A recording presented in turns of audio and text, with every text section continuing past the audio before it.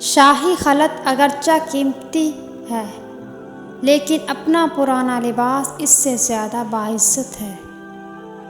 بے عقیدہ شاگرد مفلس عاشق کی مانند ہے۔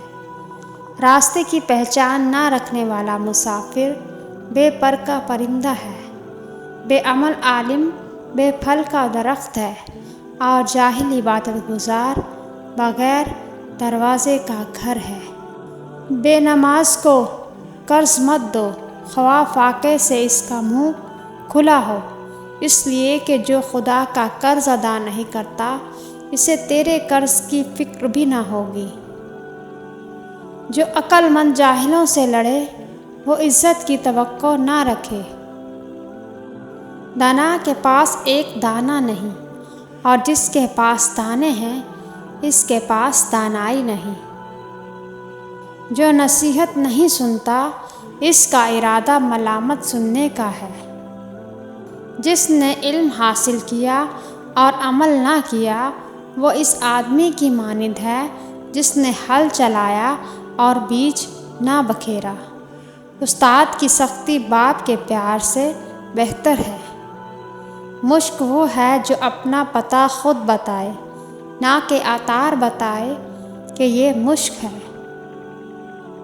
جو شخص اپنے سے بڑے عالم سے اس لیے بحث کرے کہ لوگ اس کو عالم کہیں تو وہ سمجھ لیں گے کہ وہ جاہل ہے۔ نادان کے لیے خاموشی سے بڑھ کر کوئی چیز نہیں۔ اگر وہ یہ بات جان لیتا تو نادان نہ رہتا۔ اگر کسی چوپائے پر چند کتابیں لدی ہوں تو اس سے وہ نہ تو محقق ہو جاتا ہے اور نہ ہی دانش مند۔ اگر جواب معلوم نہ ہو تو سوال گستاخی ہے اور اگر جواب معلوم ہو تو سوال بے باکی ہے۔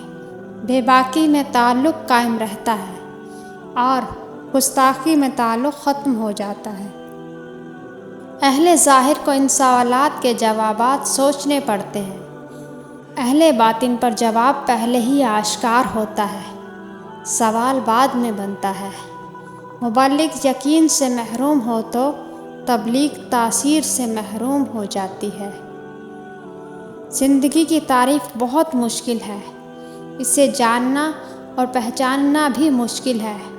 یہ ایک راز ہے، ایسا راز کہ جس نے راز جان لیا وہ مر گیا اور جو نہ جان سکا وہ مارا گیا۔ گناہ اخلاقیات کے حوالے سے نہیں، دین کے حوالے سے ہے۔ اخلاقیات کا دین اور ہے، دین کی اخلاقیات اور۔ نیت کا گناہ نیت کی توبہ سے معاف ہوتا ہے، عمل کا گناہ عمل کی توبہ سے دور ہوتا ہے، تحریر کا گناہ تحریر کی توبہ سے ختم ہو جاتا ہے۔ ایک آدمی اپنے کسی عزیز کی موت پہ رو رہا تھا۔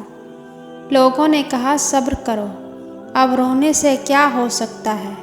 اس نے روتے روتے جواب دیا، بھائیو، رونا تو اسی بات کا ہے کہ اب رونے کا کوئی فائدہ نہیں۔